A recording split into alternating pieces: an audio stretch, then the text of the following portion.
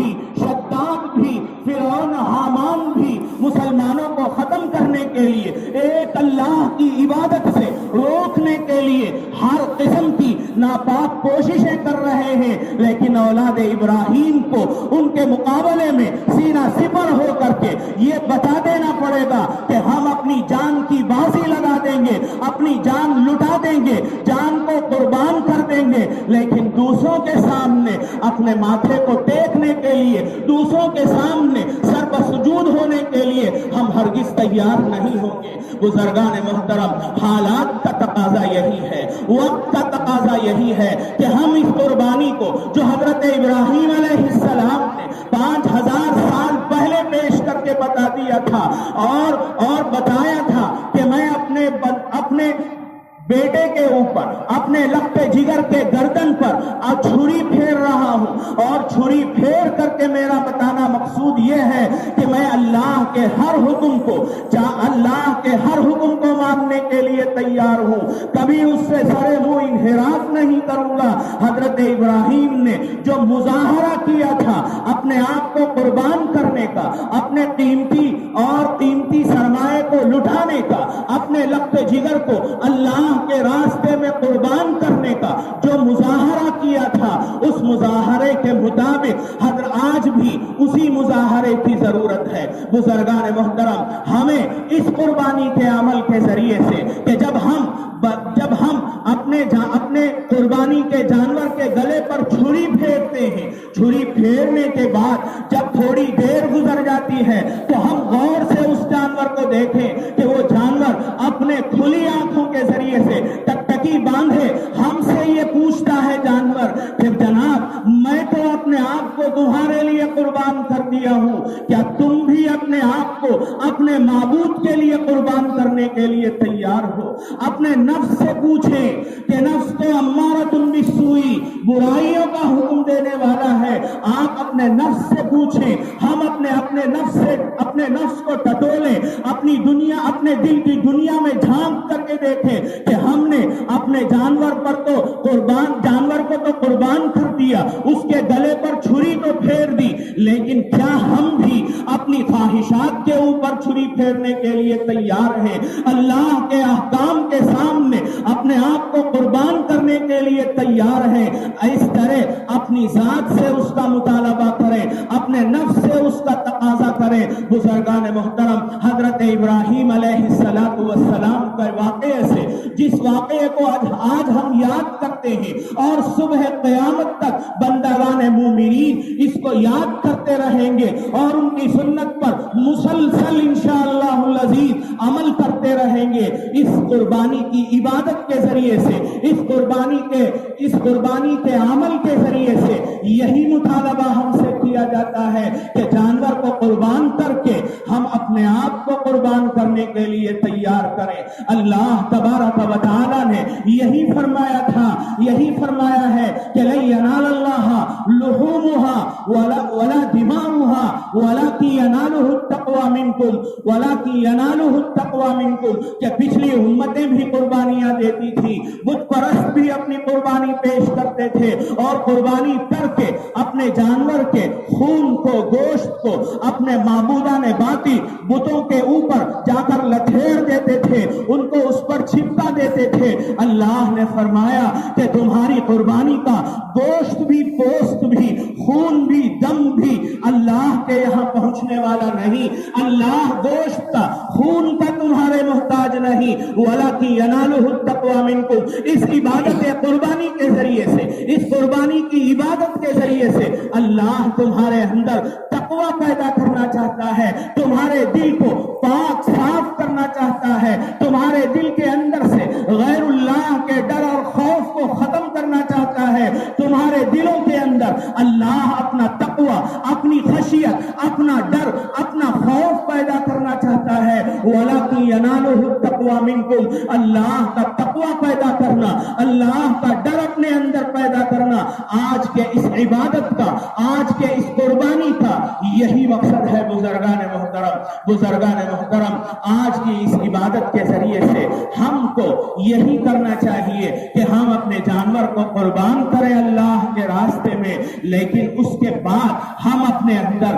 तकवा पैदा करने की कोशिश करें, अल्लाह का डर और खशियत पैदा करने की कोशिश करें। जो महीना बेशतर रमजान का महीना गुजरा था, रमजान में हमें तरबियत दी गई थी, लअल्लकुम तत्तकून, तकवा पैदा कर लें अपने अंदर, अल्लाह का डर पैदा करें। इसके लिए रमजान की इबादत को हमारे लिए मशरूफ किया गया था। 2 महीना गुजरने के बाद हमारे अंदर उस कैफियत के अंदर थोड़ी सी इस्मिहलाल की कैफियत पैदा हुई, थोड़ा सा ज़ौफ और कमजोरी पैदा हुई। फिर ज़िलहिज के महीने में कुर्बानी की इस इबादत को अंजाम देने का हुक्म दिया गया और इस इबादत के जरिए से भी हमसे यही तकाजा किया जा रहा है, हमसे यही चाहा जा रहा है कि यनालुहु तक़वा मिनकुम, कि तुम्हारे अंदर तक़वा आना चाहिए, तुम्हारे अंदर अल्लाह का डर पैदा होना चाहिए, अल्लाह के सामने हाजिरी का तसव्वुर होना चाहिए, अल्लाह के यहाँ जवाब देने का ध्यान आना चाहिए। अगर ये चीजें हमारे अंदर पैदा हो गई, तक़वा पैदा हो गया, तहारत हमारे अंदर आ गई, पाकीज़गी आमाल हमारे अंदर आ गए, वत्तकुल्लाह लअल्लकुम तुफ्लिहून, तक़वा पैदा हो गया, डर आ गया, लअल्लकुम तुफ्लिहून, दुनिया जहां की कामयाबी तुम्हारे मुकद्दर है, दोनों जहां में तुम कामयाब और कामरान होकर के रहोगे। कोई कौम तुम्हें नीचा नहीं दिखा सकती, कोई कौम तुम्हें पस्त हिम्मत नहीं कर सकती। लअल्लकुम तुफ्लिहून, तक़वा बहुत बुनियादी चीज है बुजुर्गान मोहतरम। हम अपनी जिंदगियों के अंदर, हम अपने मुआशरे के अंदर, हम अपने घरों के अंदर, हम अपने मोहल्ले के अंदर, हम अपनी बस्ती शहर करिए के अंदर तक़वे को का प्रचार करें, तक़वे को आम करें। तक़वे का मतलब अल्लाह से डरना, अल्लाह से डरने का मतलब बुजुर्गान मोहतरम, बुजुर्गों ने बताया है कि 2 चीजों पर अमल करने की जरूरत है, एक हुकूकुल्लाह की अदायगी है और एक हुकूकुल इबाद की अदायगी है। हुकूकुल्लाह को हमने अदा कर लिया, हुकूकुल इबाद को हमने अदा कर दिया, लअल्लकुम तुफ्लिहून, तक़वा तुम्हारे अंदर पैदा हो गया, तक़वा पैदा हो गया तो जरूर तुम्हें कामयाबी मिलेगी। तो हमें अपने इस्लाह की जरूरत है, हमें अपनी तरबियत की जरूरत है, हमें अपने कुलूब को पाक और साफ करने की जरूरत है, हमें अपने कुलूब का तज़किया करने की जरूरत है। हमारे दिल के अंदर कदूरतें हैं, हमारे दिल के अंदर बुराइयां हैं, हमारे दिल के अंदर गंदगियां हैं, हमारे दिल के अंदर आलाइशें हैं। उन आलाइशों से, उन गंदगियों से, उन खबीस और खसीस आदतों से, उन खसीस और कबीह खसलतों से हमको अपने दिल को पाक करना होगा। किसी के साथ बुराई करना, किसी के साथ दुश्मनी रखना, किसी के लिए बुग़्ज़ रखना, किसी से अदावत करना, किसी के लिए कीने को पनपने देना, किसी के साथ हसद करना, किसी के लिए जलना, ये सब दिल की खराबियां हैं, दिल की बुराइयां हैं। दिलों को हम पाक करें, दिलों का तज़किया करें, तक़वा हमारे अंदर पैदा होगा और जब तक़वा पैदा होगा लअल्लकुम तुफ्लिहून, कामयाबी जरूर तुम्हारे कदम छूमेगी। अल्लाह तबारक व तआला आज के इस मुबारक मौके पर, इस अजीम शान मौके पर जो एक वाक़े की हमें याद दिला रहा है, उस वाक़े का जो पस मंजर है, उस वाक़े से हमसे जिस चीज का मुतालबा किया गया है, अल्लाह तबारक व तआला हमें उस पर पूरा उतरने की तौफीक अता फरमाए। जिस मकसद के लिए इस अजीम शान इबादत को मशरू किया गया है, उस मकसद में हमें भरपूर कामयाब फरमाए। अल्लाह तबारक व तआला हम सबको इस मकसद को हासिल करने वाला बनाए। इस सिलसिले में अल्लाह हमारी मदद और नुसरत फरमाए, हमें तौफीक अता फरमाए कि हम अल्लाह के इस इबादत को अंजाम देकर तक़वे को अपनी जिंदगी के अंदर पैदा करने की कोशिश करें। अल्लाह तबारक व तआला हम सबको तौफीक खैर अता फरमाए। अल्लाह इस्लाम का बोल बाला फरमाए, बातिल का मुंह काला फरमाए, दुश्मन को नेस्त नाबूद फरमाए, सारी दुनिया में अमन आश्ती सुलह ये पैदा फरमाए, शर का, फसाद का, फितने का अल्लाह तबारक व तआला खातिमा फरमाए। मुसलमानों को इत्मीनान और सुकून के साथ उसकी अल्लाह की इबादत करने वाला बनाए। अल्लाह तबारक व तआला हम सबको तौफीक खैर अता फरमाए बिरहमतिही व हुवा अरहमुर राहिमीन। बारकल्लाहु लना व लकुम बिल कुरानिल अज़ीम व नफ़अना व इय्याकुम बिल आयात الذكر الحكيم إنه تعالى جواد كريم ملك قديم بر رؤوف رحيم ورب حليم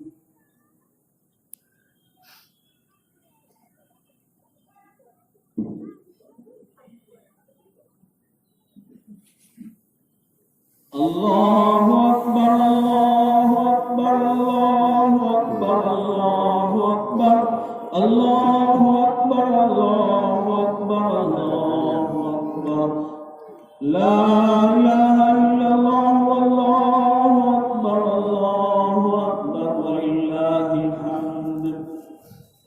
الحمد لله العزيز الأكبر لا راد لما قضاه ولا دافع لما قدر أشهد أن لا إله إلا الله وحده لا شريك له شهادة إضرابا لمن جحد به وكفر وأشهد أن سيدنا ونبينا ومولانا محمدا عبده ورسوله سيد الخلائق والبشر صلى الله عليه وعلى آله وصحبه صلاة دائمة بدوام الشمس والقمر أما بعد فيا أيها الناس اتقوا الله تعالى وانتهوا عما نهاكم عنه وحذر من أطاع الله ورسوله فقد رشد واهتدى ومن يعص الله ورسوله فقد أدرك السقر وقال تعالى في شأن حبيبه تشريفا وتعظيما إن الله وملائكته يصلون على النبي يا أيها الذين آمنوا صلوا عليه وسلموا تسليما اللهم صل وسلم وبارك على النبي الكريم الممجد سيدنا ومولانا محمد وعلى آله وصحبه الأكرمين لا سيما على البدر التمام أول من دخل في الإسلام أمير المؤمنين سيدنا أبي بكر الصديق رضي عنه الله الأكبر وعلى الزاهد الأواب الناطق بالحق والصواب